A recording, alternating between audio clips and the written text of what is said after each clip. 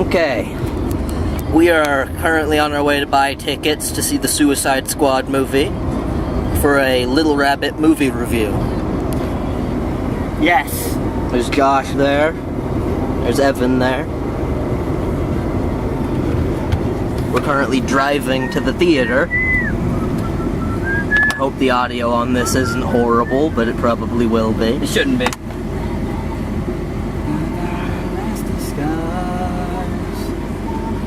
I'm expecting... Yeah, there's Josh's work where he told them he's out of town till Saturday. Well, they want me to come in and work, and they have me scheduled on Saturday, and I don't want to have to come in and work on days where I'm trying to relax before work even starts. So, yeah.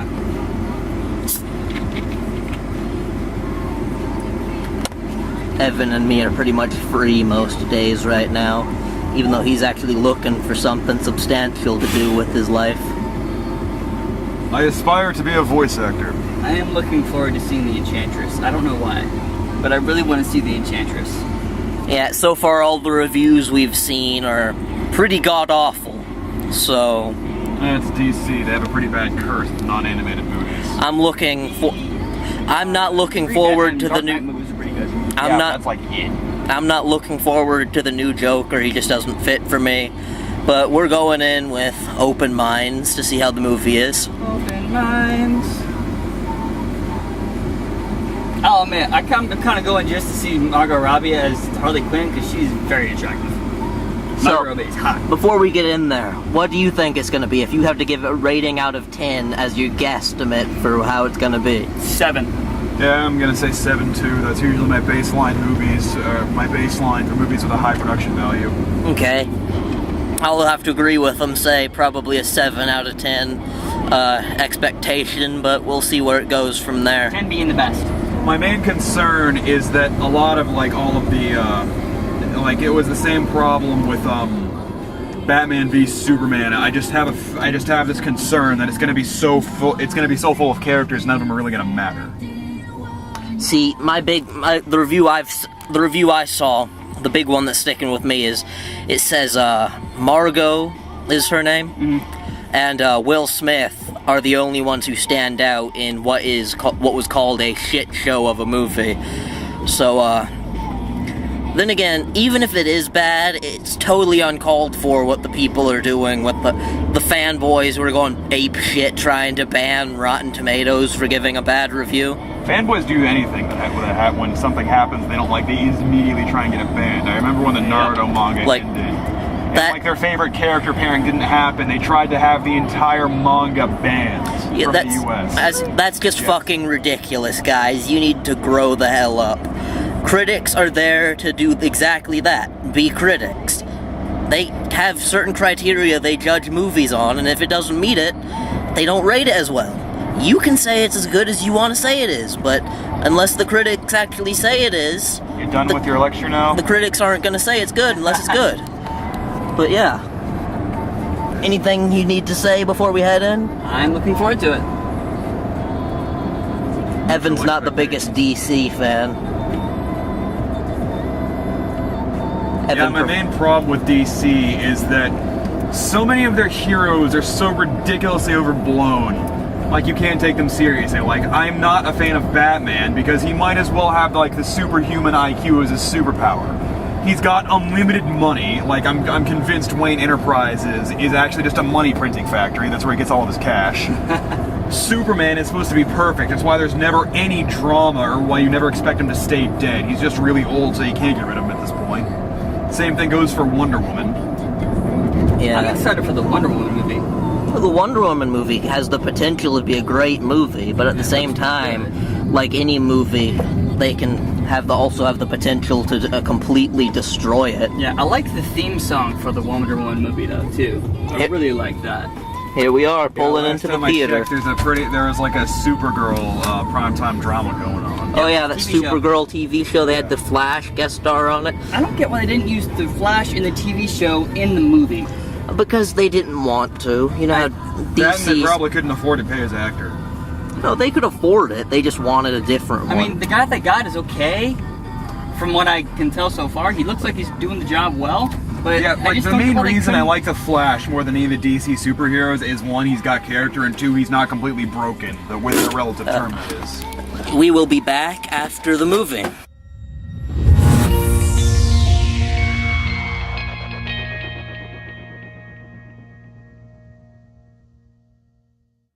Welcome to the Little Rabbit Podcast. Today will be our very spoiler-heavy review of the newly released Suicide Squad movie. So there you go. If you hear anything you don't want to, it was your own fault. At first, we will be discussing what we thought of the movie, our general opinions of it, and then the characters and our opinions thereof. We'll lead with Josh. And we will also be discussing what Marvel and DC are both doing well and not so well regarding these movies. Okay.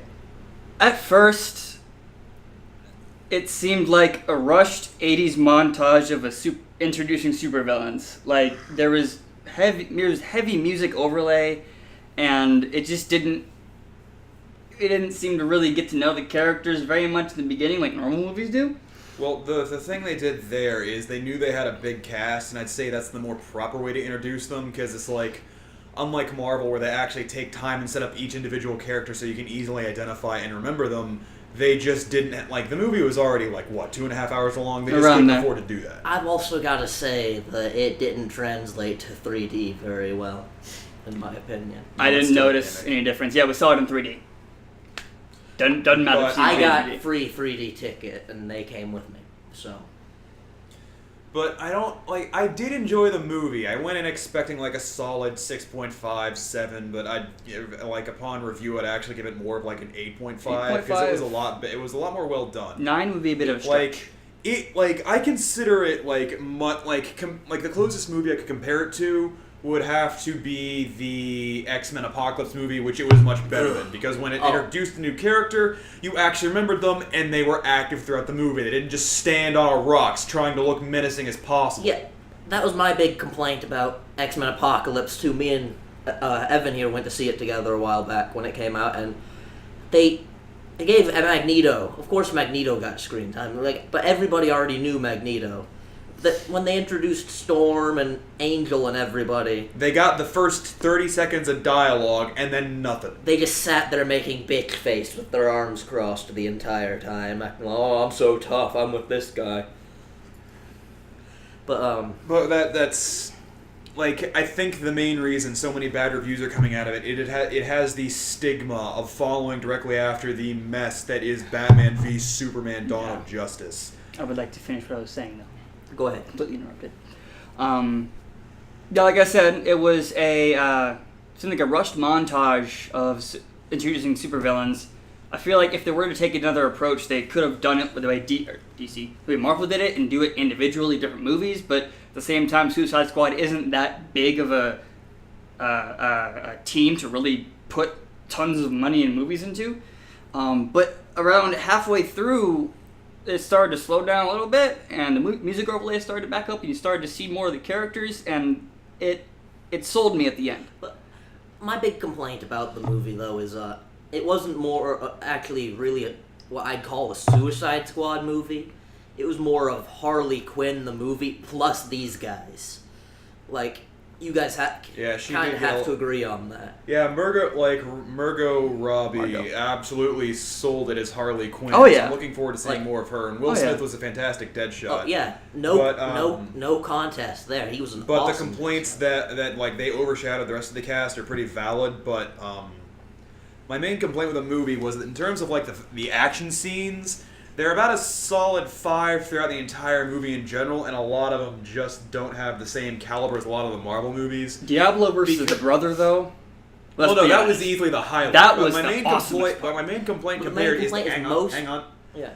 Is that with Marvel, they're heavily choreographed and just look fantastic. You always see whatever character is doing, and whether it's a roundhouse kick or a punch to the face.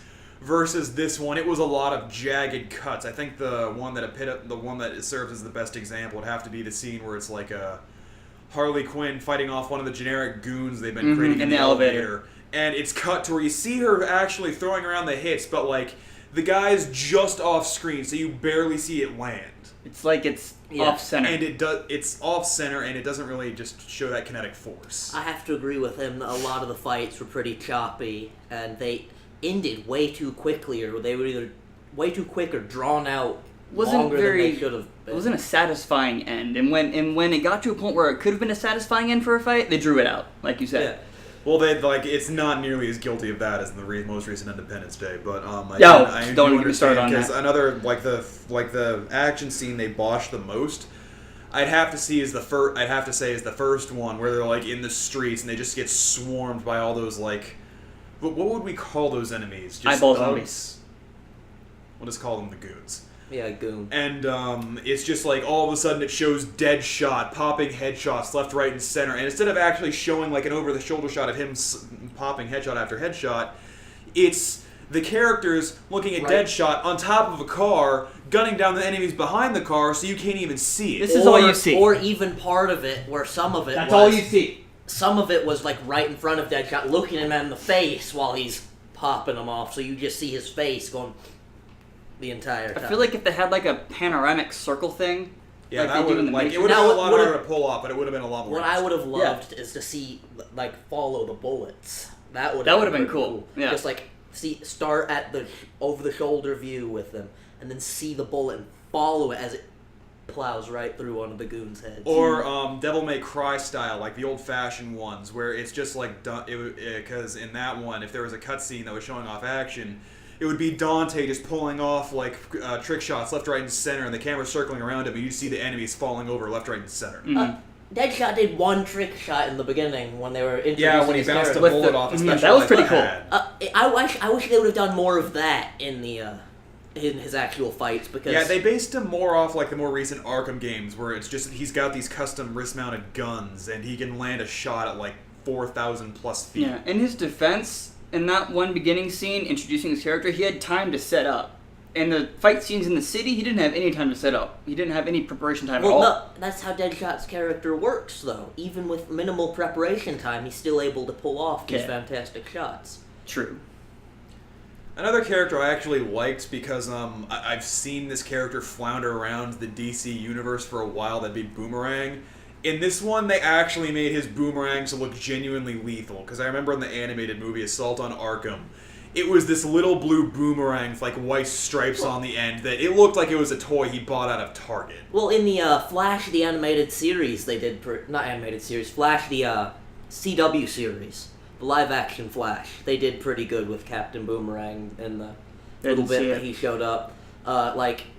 His boomerangs would just fly all around. It was crazy, and I feel like they explode, and you get shrapnel and everything. It was... Ooh, wish they'd done that.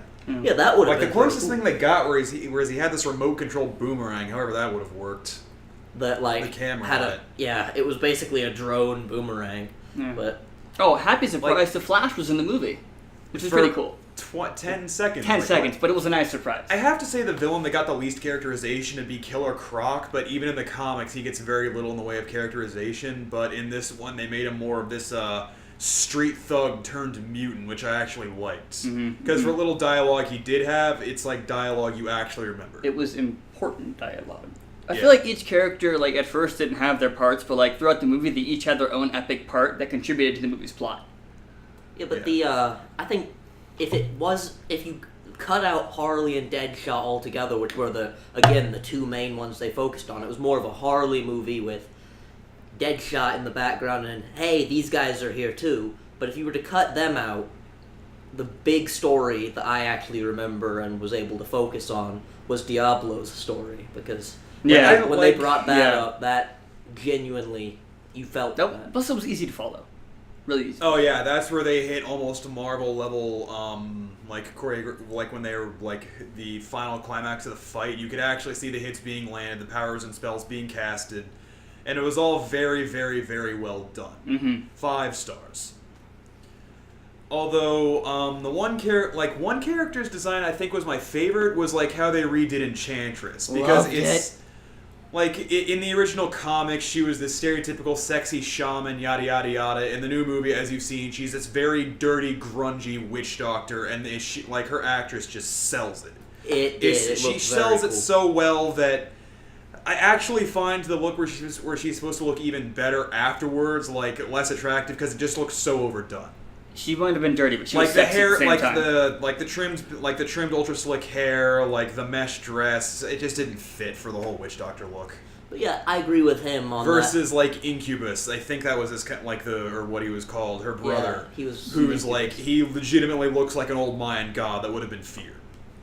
But yeah, the Enchantress's main outfit before she comes to full power was definitely a lot cooler and looked just more satisfying to the character. Didn't like is in the trailer they had a part with her saying, "Let's have some fun," and I yeah, really and it was wanted this to very creepy, seductive voice, and in this one it's just very deep with this mechanical edge to it. It just doesn't fit. The thing that threw me though is through all the trailers I'd seen, it looked like they were going to focus on the Joker as the main villain that they were going after. I wasn't really sure who the. I actually liked the fact that they teased that to the point where you're like expecting this, and you're like, oh, it's just going to be a generic Joker villain movie again, like they always seem to do with anything DC related, and then out of nowhere it's completely different. Not the Joker. Like the Joker's in there, but he's not the main focus. And normally in a trailer you can see who the villain is, but in the trailers for Suicide Squad you don't really know who the villain is until the movie starts. Yeah, another thing, like, it's a pretty touchy subject right now, but the Joker in the movie itself, it's the three varied opinions on it. James here doesn't really care for him. Josh likes him. I'm pretty indifferent. My thing is, he doesn't really fit for me. I mean, granted, he did do a good job. I'm not saying he wasn't a good Joker. It's just, he's not my kind of Joker. Yeah, you're used to the Dark Knight Joker. He's, and he was trying to copy Heath Ledger's Joker's voice a little bit, and that kind of threw me. Like, if you're gonna make the character your own, like he said he was doing, literally make it your own. Don't try and copy off of someone else's voice for it. He had a laugh down, a different laugh, that's for sure. The laugh was different. I didn't like it too much. It was it wasn't epic enough. It was like really short all the time. He did it for like 2 seconds. Yeah. Like, the Joker's laugh is supposed to be spontaneous, loud, out there. It's supposed to last a while. Mm-hmm. You're supposed to get chills from the Joker's laugh. And his voice seemed very whispery. Yeah, it's like he was flip-flopping back and forth. Talking me. I just didn't like breathy. That's the word, breathy. I didn't like the. I liked the tattoos. The tattoos and everything were a good part, but I didn't like the fact he had the grill, and while he was, like he was saying earlier. Yeah, if you pay close attention, you can see like nice clothes, but also disheveled at the same time. Like, that just didn't look good to me, and I think Evan would agree on this. Yeah, like, I noticed, like, with this movie, they tried to make the Joker resemble, like, his comic iteration much more, because unlike the movies and the animated series, the Joker in the comics, can be a lot angrier. I think one thing I'll give this movie credit for is how differently, like, it retooled him, like, how he actually cared about Harley Quinn, because in the original comics and in the animated series, he treated her like garbage. To him, she was nothing more than a tool, and there was out and out several times where he tried to kill her. And in this movie, he's like, oh yeah, like, she's the queen to my king of chaos. I gotta have her back. Except in the beginning, when he told you, like, sacrifice her to get away from Batman. He didn't purposely fully do that, I don't think. He didn't sacrifice her. He probably thought she was dead. He didn't bother saving her. Well, no, again, I agree with him. He probably thought she had died, because she literally screamed that she can't swim, went face first through the windshield, and wasn't moving until Batman got down there and knocked her the fuck out. Because he actively gets someone who can hack a state-of-the-art hand grenade powered grain of rice sized bomb in her neck so she wouldn't die, and then broke into the prison she was being held in. And the entire time that she was in that prison, that main guard who was talking to her all the time was in the Joker's pocket. You don't remember he handed her the phone she was contacting with and said, "You gonna tell the Joker I treated you right? And you're screwed!" Oh yeah, the "you're screwed" line. He's like, what did you mean by that? And then he gets gunned down in the final scene. Yeah. But I wish they would have gone in depth on how the Joker survived that crash, though. That would have been... I would have loved to see how it's he did DC. that. It's a lot like the main reason any Marvel protagonist survives, because the writing says so. Yeah. Yeah, but still, I still would have loved to see a little snippet of at least him walking out of the wreckage. I wanted to see more of why the heck he made Harley jump into a vat of whatever she jumped into. Because it's the same thing that transformed him. Like, that's a more recent in the comics thing from the 1990s or 80s, because, And then like there was the also backstory behind the Joker is about as consistent as the backstory behind Deadpool. It's got like a different iteration each time. Joker's been quoted to say if he had to have a backstory, he'd prefer it to be multiple choice. Sounds about right. No, that was an actual quote from the Joker. Yeah, I'm saying, it sounds right. It sounds like it's something you say. And I think that was actually a reference to one of the old movies where he was just some generic thug who worked for one of the crime bosses until Batman showed up and actually knocked him in, and that's like what the transformed Jack him. Nicholson one? Yeah. Yeah, that one was... I liked that one. That one was pretty Yeah, good. and, It wasn't my favorite, but that's I actually also liked one of the original sources for Harley Quinn, because in her story, it's in like she has two depending on the writer, she has two backstories. One is where she fell in love with the Joker and bleached her face, or like the rest of her to like just adopt the persona. Yeah. Or in like the New 52, where it's a condition from like when she got knocked into that vat of acid. And she actually has to cover it up because she starts applying for like a group therapist for her newest comic series, and she has to completely cover her face and hands because she's got gray skin. Yeah. But yeah, Harley Quinn is actually a really good character that I think she wasn't even originally a part of the story. Somebody threw her into one of the animated series. Oh yeah, the animated series from the 90s and 2000s. He was so popular from that they actually decided to make her a canon character in the comics and overall Batman Joker lore. Yep. One thing I'm curious though is it shows Batman like in the at the start of the movie, but where the hell was he when the shit was hitting the fan, or was it not based in Gotham? I don't think it was in Gotham. I don't think it was in Gotham. Because that would actually make a lot of sense. But if it is in Gotham, where the hell was he? I don't think it was in Gotham. Yeah, I don't think it was in Gotham either. But actually, no, it wasn't in Gotham. Because I remember Harley at one point says, "I got a car to hijack. I got to get back in Gotham." Fun fact about Gotham, though, that I remember from the internet is it's based on New Jersey. Yeah, it's even though they're never really specific on where it is, most of the animated series and such, if you look at the maps, place Gotham somewhere in New Jersey, which would explain why it's a shithole. Sorry, New Jersey, but it's not your fault the whole state smells bad. But I mean, have you seen your show Jersey Shore? You kind of bring the God, it jokes was on canceled. yourself. I mean, what the fuck is a Snooki? Our final thoughts on this review? What are well, they set up the Justice League. Yeah, they set up Justice League. Even though they already had the... Yeah, I actually have a sense of dread about that, because Batman v Superman, it was trying to juggle three different characters, because in the comics, these characters interact a lot, like, unless it's like their mainstay series, where they try and handle everything themselves. Which is one thing I actually like more. But with the Justice League, they're going to have to balance Superman, Aquaman, Wonder Woman, who else is there? Batman, Flash. The Flash, that alien guy. Martian it's just Manhunter. like, there is easily over a dozen people that are on the immediate roster for the Justice League, and if they try and Green put that all in a Lantern. Movie, But, it's going to be a train wreck. And we saw the commercial for the Wonder Woman movie. Ooh, That was good. I can't It looked pretty good, but Yeah. my entire thought process is, why do in almost every superhero origin movie nowadays are they trying to put them in World War II or World War One? Well, originally, that's because when a lot of these superheroes were conceived, because like Steve Rogers, he's supposed to be the American ideal. Wonder Woman was supposed to be like the actual competent woman counterpart, because holy hell, like the original Batwoman, she showed up in the comics, and immediately Batman and Robin showed up. It was like, you can't be doing this. This is man's work. And then she falls straight into the stereotypical housewife cliche. Yeah.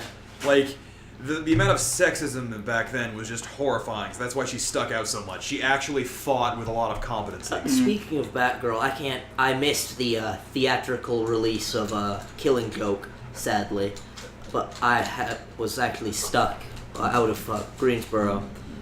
I am most of the time, so I wasn't able to make it to the theater to buy the tickets to watch it. But if and when it comes to DVD, I'm definitely going to buy it, and we are all going to sit down and watch that, and maybe do a review of that at some point, Of course. too. I remember I actually read the Killing Joke comics, and one It of the was more really interesting good. things I read out of that was like how Robin and now Oracle tried to make their relationship work even though she was a paraplegic. That was actually pretty interesting. Very humanizing. Yeah. We've talked about DC. What's Marvel up to at the moment that they're Marvel doing? Like they're has gearing up for Doctor Strange, Doctor Strange. later in November, right? Thor I Ragnarok. think so. Their movie that just came out was Civil War, right? Civil War, That yeah. was back I in still March. have to see that one. Oh, it's so good. It's long, but it's good. Yeah, it's just under the 3-hour mark, isn't it? It's got literally everything in it. I remember hearing that they actually were planning on making when they didn't have the rights for Spider-Man, they were actually planning on making Black Panther's role a lot bigger in the movie and having more of his backstory. But once they got Spider-Man, they're like, you know what? Let's downplay the Panther a little bit just so we can throw in Spider-Man. But honestly, I think if they had gone with even if they made a movie a little bit longer, like even just a few minutes, to add in the backstory and everything for the Black Panther a little better, I think that would have been really cool. Well, in a way, the Civil War was a backstory for Black Panther. I also think this is a conversation topic for a different podcast, so let's kind of call it quits here before we start rambling. Yeah, Okay. So yeah, this has been our second podcast. The Suicide Squad. Little Rabbit review of the Suicide Squad, a definitive 8.5 out of 10. Also, I'd agree. I have to agree with him, 8.5 out of 10. A lot better than what I thought it was, especially with the reviews I'd seen, where they were calling it a shit show or saying the only characters that were memorable were Deadshot and Harley Quinn. Not true. Definitely not true. I don't agree with the fanboys trying to shut down the critics' site. Oh, yeah, that My was favorite a is thing. definitely Diablo. But, you can't do that. Critics are paid to be critics. That's what they're gonna do. If you like the movie, just tell everybody how good it is. But, no, it was a great movie overall. But, for those of you who are fans of ours, All two of you. Yeah, 2 of you. Thank you, by the way. Yeah, big thanks. We are currently looking for a artist or animator to do an animated opening for our show, which I will personally pay for if we can find somebody who's able to do what we need done. And yeah, if you know anybody or if you are able to animate and make an animated opening for us, it only has to be about 20, 30 seconds long. So I'm Not thinking even it's that. 10. Just 10, Yeah, yeah. maybe 10 seconds long. It's a short little thing. Our inspiration that Evan came up with was a little white rabbit running Going it. into its burrow, and it would just sit at a table where the three of us would be playing poker, and he'd just join in. And yeah, we just sit there, and then it'll say little rabbit organization across the screen, and that would be it. So yeah, just if you know anybody who can do that, or if you can do that, and you can email us or message Links us, to the emails will be in the description below. or message us on our YouTube, and you can pretty much name your price. I mean, if Within you can, reason, of course. Yeah, within reason. But if you're able to do what we are actually looking for, I don't mind paying a little extra. But thank you for watching our second podcast. This is James. One more, Josh. Evan. And stay tuned for a short trailer for Act 1 of Season 1.5 of the Galaxy Door Saga. Oh, that's coming out soon. Look Y'all for it best on be ready. audible.com. About 2 weeks from now.